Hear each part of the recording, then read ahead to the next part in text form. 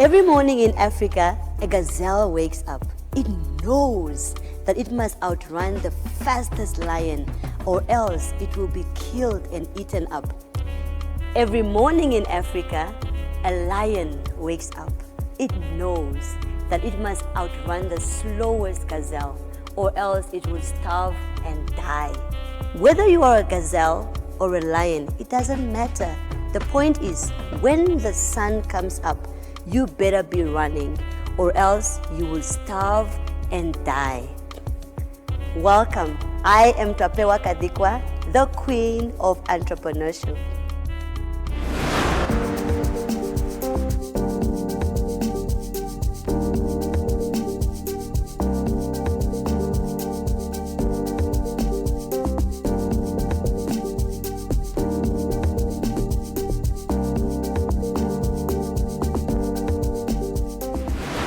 Welcome back as we travel on this very interesting journey, raising a generation of business-minded people on this continent. Today, I'm joined by two very special guests in studio, Mr. Mali Lukukela.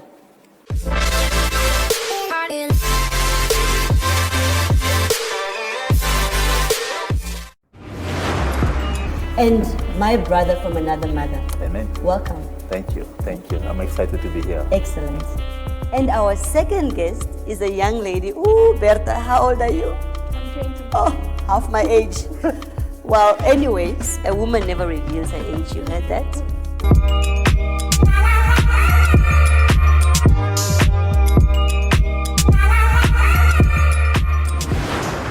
Berta, you are the voice of the youth. When I look at you, I see the future. And I know that Africa is in good hands with your input. Thank you. Yeah. So Mali, my brother, Yes. where are we? Or where are we coming from? Yes. And how do we then move forward post-COVID? Yeah, if I can take it from where you ended it, you must know where you come from to know where you're going. You see, the beauty about Namibia is that we have a very young history, and most of us were part of that history. And so we can recall exactly where we came from. We briefly, we came from an area of from a time of prosperity. We came from a time of a lot of opportunities. Ooh, And 1990. 1990 was an exciting time. All the way up to 2000, exciting time. And then forces outside of our control came in and destabilized everything. But the beauty of it is that not all is lost, because we still have got the recollection. We have the memory of the good times. We can can't use live that. in the past. Definitely not. Definitely not. But what made us to be strong in prosperity before COVID, before these recent disturbances, we can take from that wisdom and chart the way forward. How are we now? What is the state of the economy Yeah, now? definitely the economy is not well, but it's not chronic. It is responding. It's like to, ICU. It's not in ICU. It was in ICU. It is not in ICU. Why? Because we are seeing some signs of recovery coming up. But i.e.?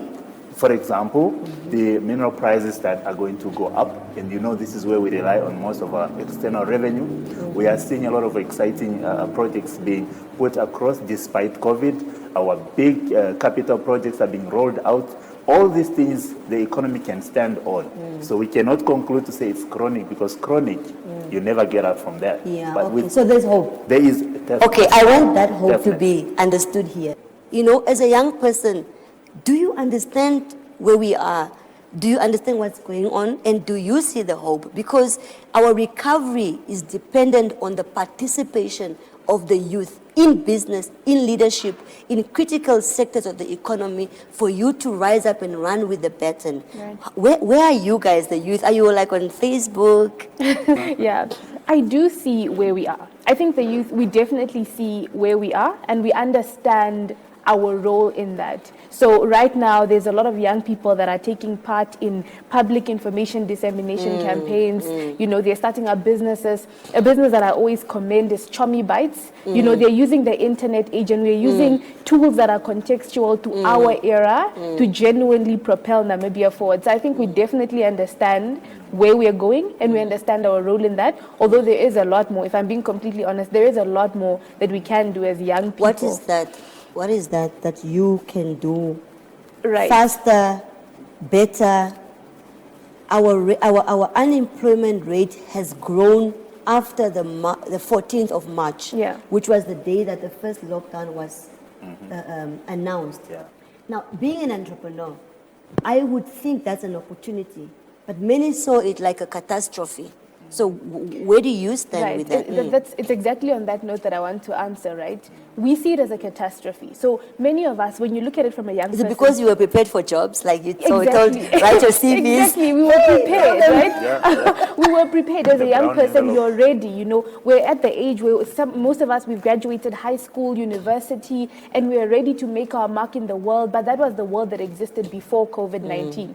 So we were all ready to just jump in heads on and just, you know, land with the punches and get things going. But I think right now it is hopelessness, and that is where we start talking about what young people can be doing, is understanding that nobody's coming with a solution. Oh, there's no Messiah. No, there's no Messiah. No, there's no Messiah. And I think many times we misunderstand that, and we think there's a Messiah. Young people are hopeless, quite frankly. You've mentioned the unemployment rate. You know, they feel helpless, like we can't do anything anymore. And I think that is what needs to change. Have we failed you? Yes. We failed you? No, truth be Mali, spoken. you may answer that one. Yes. It was directed to you. No, truth be spoken. I mean, this is a time for us to take an introspection. We should look inside ourselves and say, where did we go wrong? By answering that, we're not only answering it for us, for ourselves, we are also answering it for the young people. Because young people need to see us having hope. Young people need to see us demonstrating that forward-lookingness. And like she said, there's a lot of things that need to be done. And entrepreneurship in other countries have become the thing, has become big because people... It's a buzz. Yeah, because people in entrepreneurship are going for identifying opportunities. Where are the needs? With COVID, there is thousands of needs that need to be resolved, and that's where entrepreneurship comes in. And I have to say, with that, getting rid of that dependency mentality, I think a lot of the times we are waiting for opportunities to be handed to us. We are waiting for somebody to invite you to a pre-existing platform or to a pre-existing space, as opposed to creating that space for yourself, right? So what we may need to do is just to adjust the education framework to teach you how to identify an opportunity. If I can emphasize on that point, we don't need a Messiah to take us where? We're already here. We are already in the promised land. We just need to look around for the milk and honey. Okay. All right, we heard it. We are in the promised land. We just need to look around for the milk and honey, which means we need to open our eyelids and see our challenges as opportunities. Grab those challenges, convert them into a viable enterprise, and run a wonderful race. We'll take a break now. It was a very, very thoughtful discussion. I can't wait to see you after the break.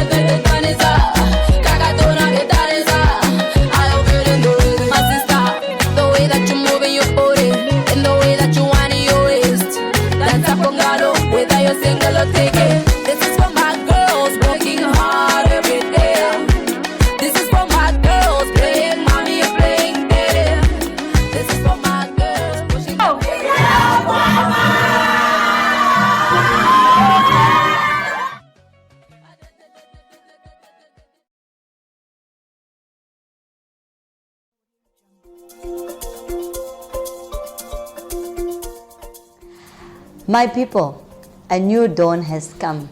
Efimbo olafika. It is no longer business as usual. Now is the time for business unusual. It's a fact. No economy is able to guarantee full employment for its citizens and guarantee jobs. This is why we need to explore the opportunities offered within entrepreneurship. Entrepreneurship is your tool out. You could be any one of these, and I want to implore you to embark on your journey. Get your copy today.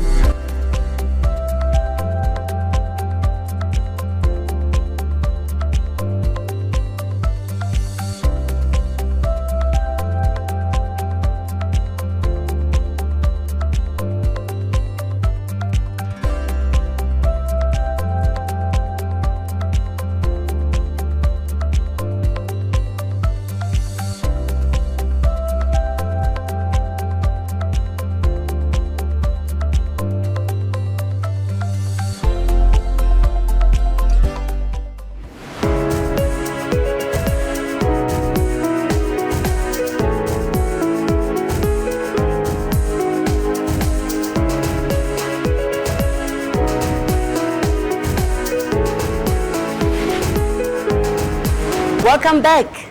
The African proverb says, if you want to go fast, go alone. However, if you want to go far, go with others. I want to go far. And if you want to go far, you'd want to know and meet my next guest. Her name is Dr. Shirley Magazi. Where you I will be my Thank you for being here, Shirley. Thank you very much for having me. Shirley, we are in interesting times. We really are in interesting times. I call it precarious. Precarious is when you don't really know the nature. Is it a banana? Is it a plantain? Is it an apple? Or is it it's precarious. What do you see? Because I see this. You know, what I see is potential. And it's very important to understand what environments do to us, because environments, to a large extent, environments do affect what we see. It affects our well-being, but at the same time, we need to rise above the environment. And we can. That's a beautiful thing. And we can. But there's obviously determinants that determine why and how we can rise above it, and it all has to do with leadership. Twapewa, it all boils down to leadership. And often we want to lead an environment and lead others in an environment when we can't lead ourselves. And for you to be able to see beauty in ashes is very much a reflection of who you are on the inside. And that is where it comes down to. And we can't separate that from entrepreneurship. Because what is entrepreneurship? Okay, I was born in a township. You were also born in a township. And, you know, the way we got to understand the word leadership, we almost signed it off to certain people, in certain positions that are in politics or in church. That's a leader, that's a leader. And we didn't look at ourselves like leaders. How do we bring this to the fore now? How do we escalate that agenda? And what you're really referring to is how do we change the narrative? And I think it starts with us defining entrepreneurship as a leadership type, just within a narrow context. And Defining entrepreneurship as a leadership type within a narrower context. And when we see that, because everything that is linked to entrepreneurship plays in and brings in leadership. And often what we have been exposed to, and especially in Africa, we've been exposed to positional leadership. And that is why we look at people that are in positions and we say they are leaders. And we take that same concept and we bring it into our businesses. We bring it into our business ventures. We bring the same mentality in it. And what is really required is for us to change the narrative, for us to change what is happening. We've got to change the way we think. It boils down to the thinking pattern that we have adopted, because really what we see in life is a product of our thoughts. That's essentially what it is. Entrepreneurship is really a product of our thoughts. It's our ideas that have just come to a realization, to the forefront. And so if we can understand that the core of entrepreneurship is really embedded in leadership, and coming to understand what leadership is the ability to take a thought and really convert it into something, but rally others behind to believe what you believe. And rallying others behind to take them to where you think they need to go to. And so that is really what entrepreneurship is seeing the environment and saying, okay, we may not be at where we want to be, but there is a place we can be. And casting that vision to such an extent that it becomes a shared vision. And often what happens in our businesses, it is the owner that knows it. It's the entrepreneur that knows what they want, and they have not shared their vision. And so they're running in one layers. It's so many layers, Twapewa, and it saddens me. It saddens me greatly, because the entrepreneur sits with the vision. She knows, yes, she or he knows where they want to go. The people working for them, or those that are with them, the followers, have got no idea. Cooking clue in terms of what it is that we're doing. I read a quote earlier this year that said, never follow anyone without a vision. Yes, no, that's true. Yeah, there's That's vision so killers. so They drain the entrepreneur. Yeah. And maybe that's also the problem. The fact that the people that are coming into the organizations are not ready to submit to vision. You understand? Yeah. And then before you know it, the entrepreneur is drained. Yeah. The entrepreneur is discouraged, Yeah. tired. Yeah. And most naturally, they can't communicate that vision. And that is a reflection of lack of entrepreneurial leadership competencies. And that's what's lacking with our In our entrepreneurs. culture. Exactly. Like take a cloth and chook it. Yes, because Africans raise followers, they don't raise leaders. Do you get where it goes to? Repeat that again. Africans raise followers, not leaders. Oh my And gosh. it's embedded within our culture. Africans. And now all of a sudden you want to run a business and you have this, but you've Follower always been a mentality. follower. Do you get it? You've always my been a God. follower. Yeah. And now all of a sudden you've got to lead people. You don't know where to start. And our examples out there have been examples from positional leadership. On that note, we will be taking a break. I believe indeed that iron sharpens iron. Today, you have sharpened me, my sister. May you continue sharpening others in your generation. My dream is that Africa takes up its rightful position in the global space. I believe that we must dismantle the narrative that Africa is not capable and move it to the belief and understanding that Africa can. I believe with every bone in my body that Africa has arrived. Africa will be able to cope, and Africa can take leadership in its affairs, especially when it comes to economic transformation and youth empowerment.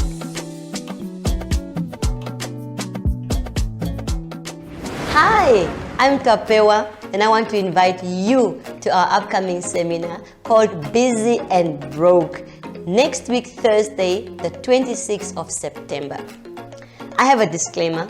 I've been busy and broke before, but I will never be busy and broke again. Interestingly, many people think being broke is about money, but it's not. You can be broke emotionally, psychologically, spiritually, and in many other areas of your life. So at the seminar, we'll be having a real talk, talking about knowing and understanding your purpose, managing your time, dealing with black tax.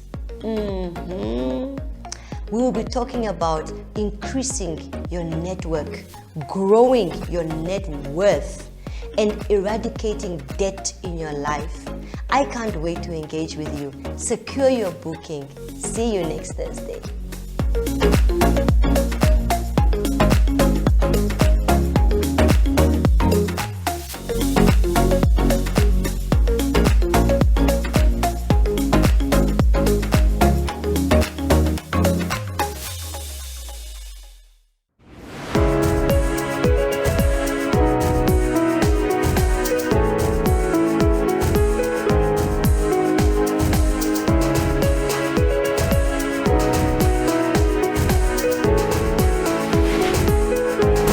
Welcome back.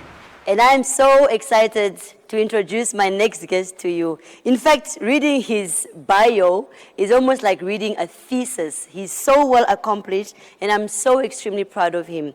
Dr. Rex Toye is based in Abuja, Nigeria. In fact, he's joining us via Zoom today.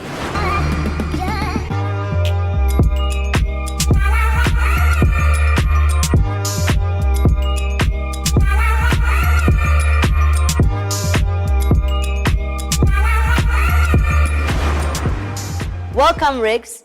I am so jealous right now. I wish I was in Abuja eating jollof rice, agege bread. Osheo, how is my second motherland? I'm here with you. Excellent. Thank you for having me on your show. Excellent. Yeah. So, Rex, I wanted us to speak with an African perspective, with an African angle, especially in the area of entrepreneurship leadership, and economic transformation. We have a population of 1.3 billion people. Over 300 million are youth. Over 64% of them are unemployed and seem unemployable. This is a huge risk to our economies. They are restless, they are frustrated, they are feeling as though they can't access opportunities, and we need to provide leadership to this process. What is your view? Yeah, that's a wonderful, brilliant concern.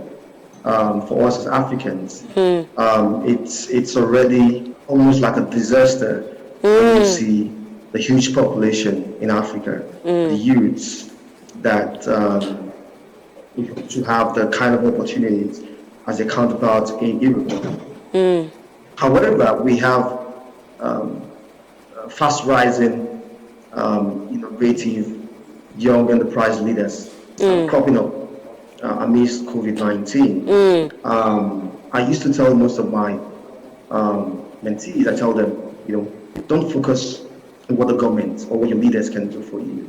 This COVID-19 has actually propelled our innovation in Africa. Right here in Nigeria, I've seen a lot of young creating new apps, new applications. Wow. That's right. Excellent.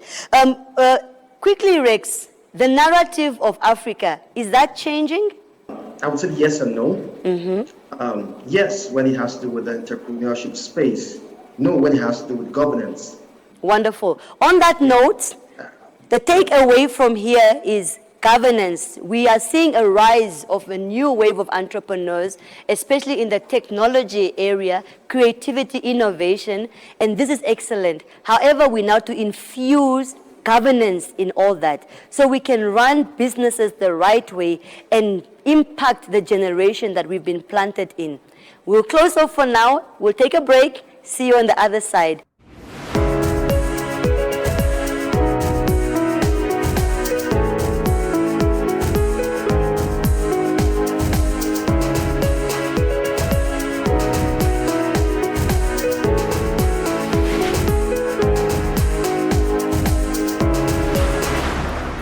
We spoke about everything, the state of the economy, the role that the youth have to play in raising the agenda of transformation and economic empowerment on the African continent.